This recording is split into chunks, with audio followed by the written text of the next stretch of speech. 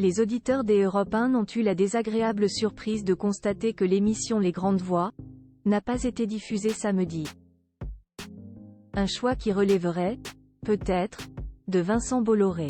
Explication. La suite après la publicité décryptée, analyser et débattre de la vie politique, tels sont les mots d'ordre de ce rendez-vous porté par Pierre de Villeneuve entouré des voix historiques de la station, Catherine Ney, Michel Cotta, Charles Villeneuve.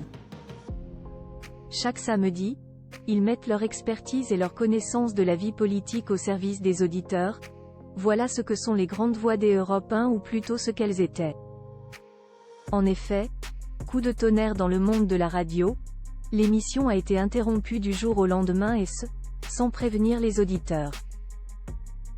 Le programme a été remplacé samedi par un podcast sur les couples politiques de la Ve République et ne reviendra pas. Charles Villeneuve a appris de façon brutale son renvoi quelques jours avant Noël. Officiellement, la décision émane d'Arnaud Lagardère, PDG du groupe Lagardère, désormais filiale de Vivendi. Vincent Bolloré a laissé en place ce dernier, étroitement encadré par 4 Bolloré Boys, écrit l'Aube. Charles Villeneuve était très proche de son père, Jean-Luc Lagardère mais aussi de Donat Vidal-Revel, directeur général des Europe 1. C'est pourtant Donat Vidal-Revel qui a annoncé cette décision.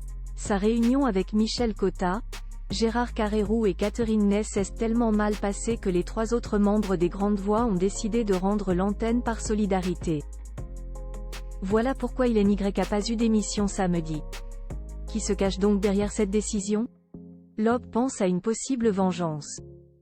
En 2003, l'émission Le Droit de Savoir évoquait des pressions exercées par Bolloré pour mettre la main sur une villa qui lui cachait la vue dans un reportage consacré à la corruption dans le port de Saint-Tropez. Rappelons qu'en 2004, le tribunal correctionnel condamnait TF1 pour diffamation, l'obligeant à lire un communiqué à l'antenne.